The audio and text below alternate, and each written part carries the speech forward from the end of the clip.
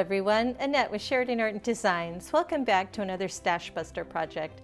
We're going to be doing some Victorian and steampunk costumes coming up, so I thought we would start with the most base layer, a chemise. We'll be using the Truly Victorian 102 pattern for the chemise, and I will shop my stash for the rest. Let's get started. For this project, I've chosen the Truly Victorian 102 chemise and drawers pattern. I'm not going to be making the drawers today, just the chemise. This is a very simple pattern, only 3 pieces in total, and only 2 if you opt not to make the sleeve, which I am not going to make the sleeve today simply because the costume that I'm making this for is going to have an evening bodice, and so I don't want that extra sleeve there. I just want a simple strap at the shoulder. And I've assembled some of the other things that we'll need for this project. And most of these are from my stash. Most, if not all, are from my stash. We'll start with the base fabric, which is a lovely cotton voile. And this is something that I do stock in my stash because it's great for not only these type of things, but for underlining fabrics. If if there may be a little sheer or you want it to have a little extra body.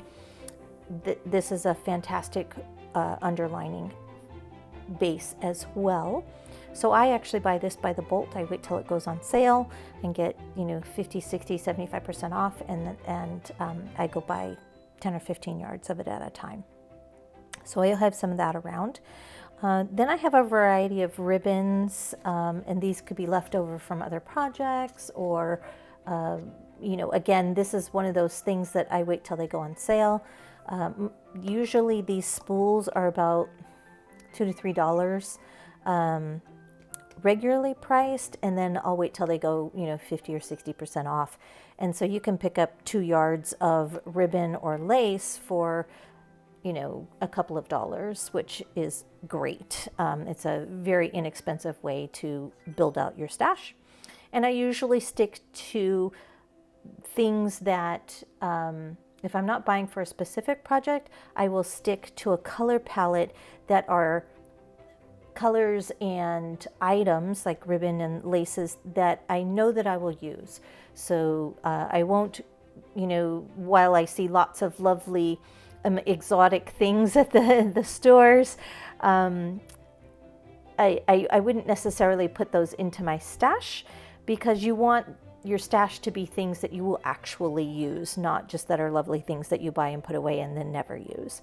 So the idea of building, a nice stash is so that you can shop at home, shop your stash, and use those things up, and then you're buying opportunistically. So when those sales do come on, look for those things that you would say, oh, you know what, I just need to have that in my stash because I would use that for this, this, or this. So that's kind of how I determine whether or not there's a fabric or a trimming or something that I see that's lovely. And the deciding factor for me is, can I visualize a project that I would make with that? And if I can, then I'll go ahead and buy it. If I say, oh, it's lovely, but I don't know what I would use it for, then it stays in the store and, a lovely thing that I visited. All right, some of the other things that I've laid out are various widths and types of laces. For this chemise, you do need an insertion lace. And an insertion lace is a lace much like this that has these larger holes in it where we'll actually run the ribbon in and out of those holes. So we'll weave the ribbon, which is why I've chosen an 1/8 inch wide ribbon so it will fit nicely into these holes. We'll weave that through the lace, and that actually is going to act as the drawstring here at the center front and at the center back. And because I'm not doing the sleeves, I've pulled out a few of my smaller lace trims, and that I was just looking at auditioning those with this other lace trim that I have here. And I want something that's not going to be irritating around the underarm or across the shoulder. So I want something small and delicate, not as wide as the insertion lace that I'm going to be using at the neckline. but I do want it to look like it's coordinating. So I likely will not use this one, but it is a lovely lace. Again, I picked this one up on sale. I think it cost me $1.50 and I got 2 yards. So back to the stash that one goes. But I do think that I'll be using this one around the armholes. It's smaller, delicate, but also within the same theme. When I was pulling ribbons, I came across this 1/2-inch satin ribbon, and I thought, oh, maybe I'll use that around the armhole because it would be soft and nice around the armhole, but it's a little bit too wide, I think. So I'm going to go with the smaller. But you certainly could use a satin ribbon, especially if you had something that was, 1/4 or 3/8 of an inch would be lovely around the armhole. I have another lace here. This is a little bit wider. And this is the lace that I'm going to use. This was left over from another project. And I thought that it would go just fine on the bottom. It's not a gathered lace like that is, but I can certainly do that with the lace just by running a basting stitch right across, a gathering stitch right across the top of it, and then gathering it up. So that will be the hem lace for me. And then some of the other things that I have are my dressmaker shears, because I'll be using those for cutting out the front and back out of the voile. I have some hand sewing needles. I always keep these handy on my table. And for the threading of the insertion lace, the ribbon through the insertion lace, I have a large upholstery needle that's got a nice big eye on it. And you can get, a package of these with even ones that have longer eyes in them, depending on your lace. Or if you have a bodkin, that also will work. That's actually a tool. Let's see if I have one here. Yep. So it's a tool that looks like this. And you just slide this ring down and it opens it up. And then you would take the end, just clamp that on like that,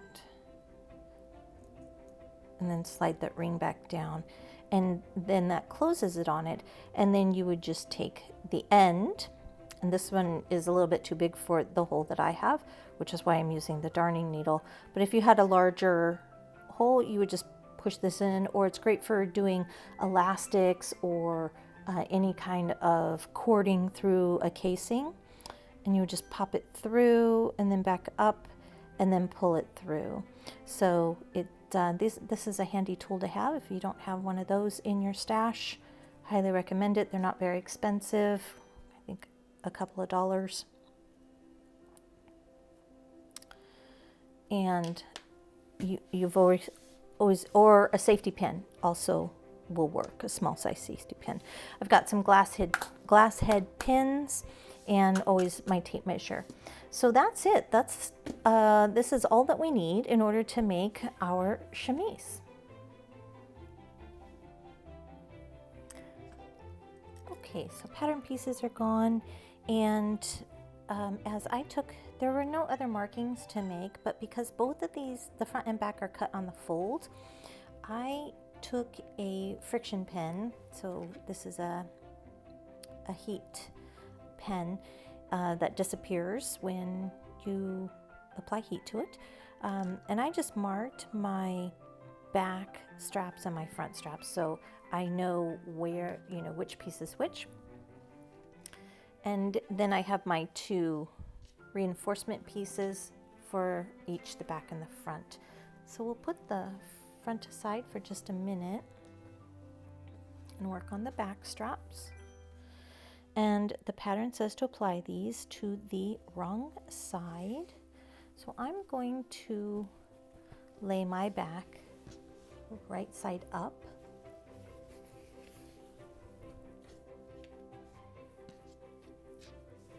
So both my straps there.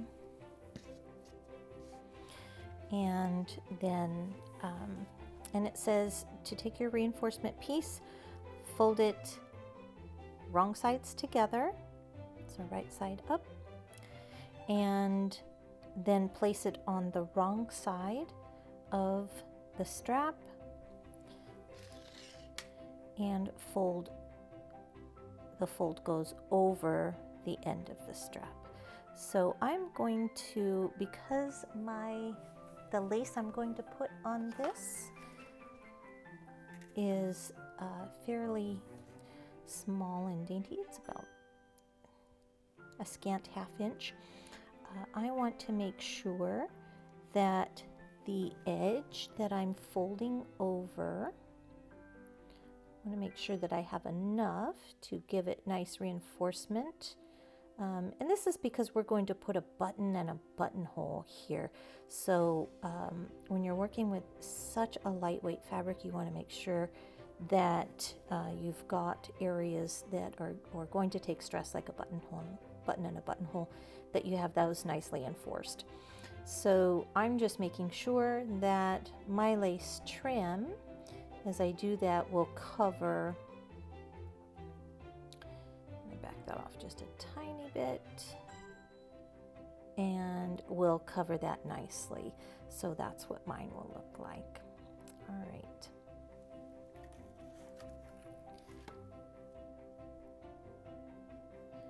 And I'm just going to pin that in place.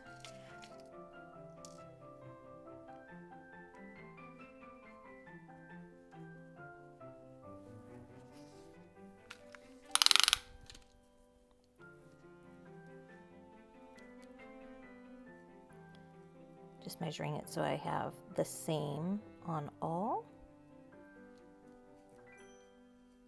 my straps. I want them to all be the same. So it's about 3/8 of an inch that I've turned under. And then I'll put a pin, because I use the same pattern, I'll put a pin down here as well. And then do the same thing. And then these edges I can trim down, no worries about that. So we'll do the same thing on the other side.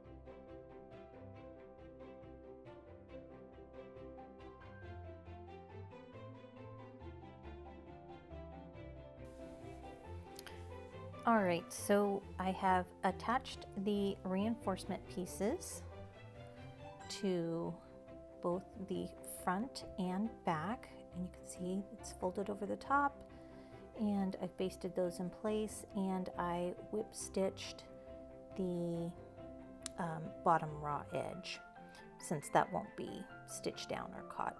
And you could certainly leave that open. I just don't want it to unravel or fray on me, so that's the front, and I've done the same with the back as well. Now the next step is to really just assemble the chemise. Very simple. We've got 2 long seams, so we're going to put this right sides together.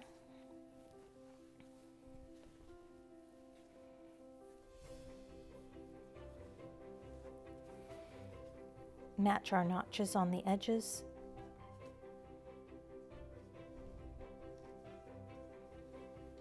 And so we've got a notch here, and we're just matching the ends here at the underarm. So matching that and coming down, and we'll do that to both sides. So both side seams.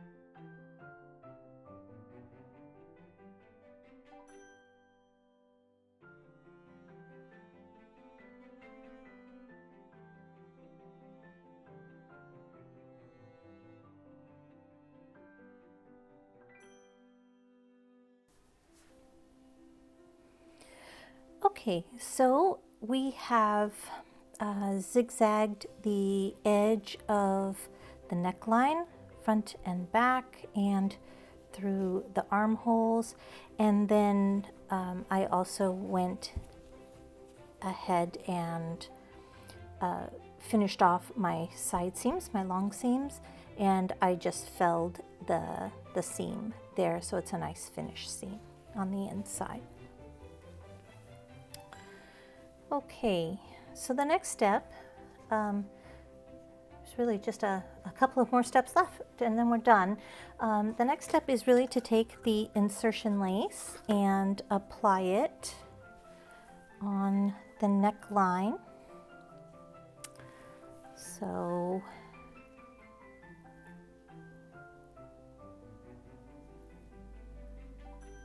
probably, and stitch that down.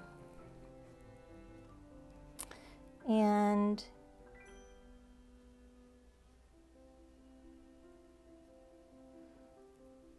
I will likely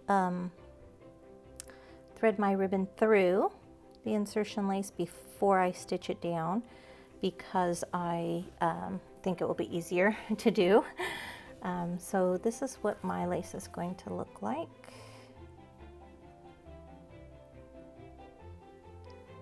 And we're just going to stitch that right on the edge there,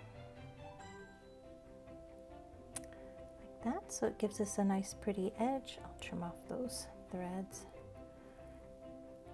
Mine is scalloped. If it was straight lace straight across, you could easily just do two lines of stitching, but because mine is scalloped, I'm going to have to probably put my stitching right through there, so right under where the ribbon is going to go, and tack that down so that this doesn't lift up when I draw the ribbon. So we're going to push this to this will be right off the edge there, and we're just going to do an edge stitching here, and then I'll do another stitching right below where the ribbon is going to go.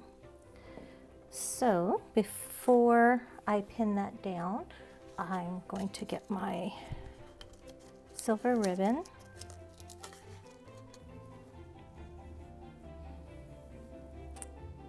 Okay.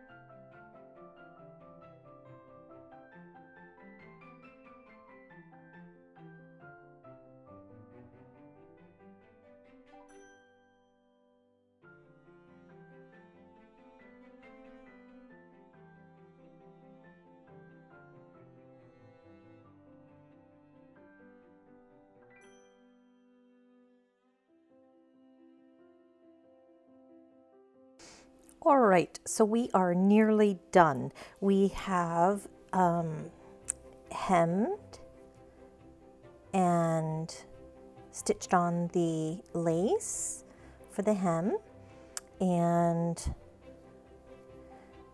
I've stitched on the neckline, insertion lacing, and you can see, hopefully we can see here, there.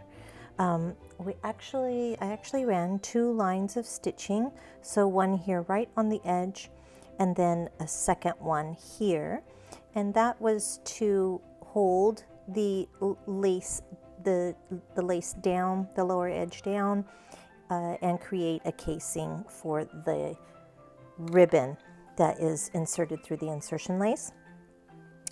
And then I went ahead and stitched down, since I was already at the machine doing all of the other lace, stitched down the armhole lacing as well. So the last thing to do is to make 2 buttonholes at the shoulder and sew on our buttons. And so you can see I have mine mine marked. I had my model try it on, and I marked where the buttonholes and buttons would sit. And so that's what that's going to look like, just like that. And I'll make the buttonhole on the front, and then the button will be stitched on the back, and so it will lay like that. All right, we have our buttonholes stitched in, and just need to open those up. So I know it's going to be hard to see because it's white thread on white, but I'm just taking my seam ripper and very gently and carefully opening that buttonhole. Do the same thing on this side.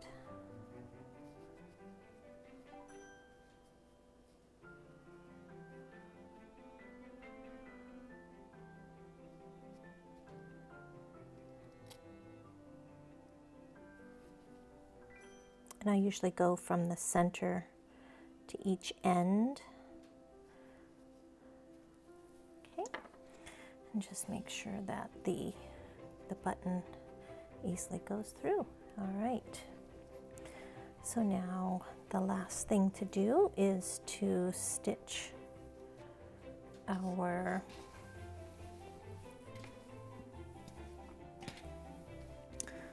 buttons on, and our chemise is done. So this will lay like this.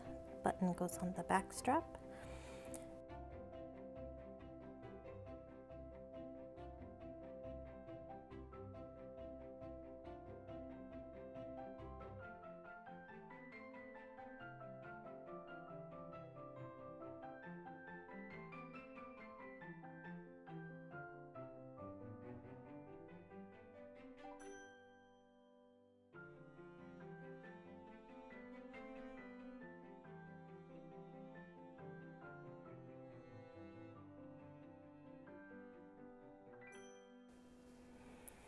And then our chemise is done.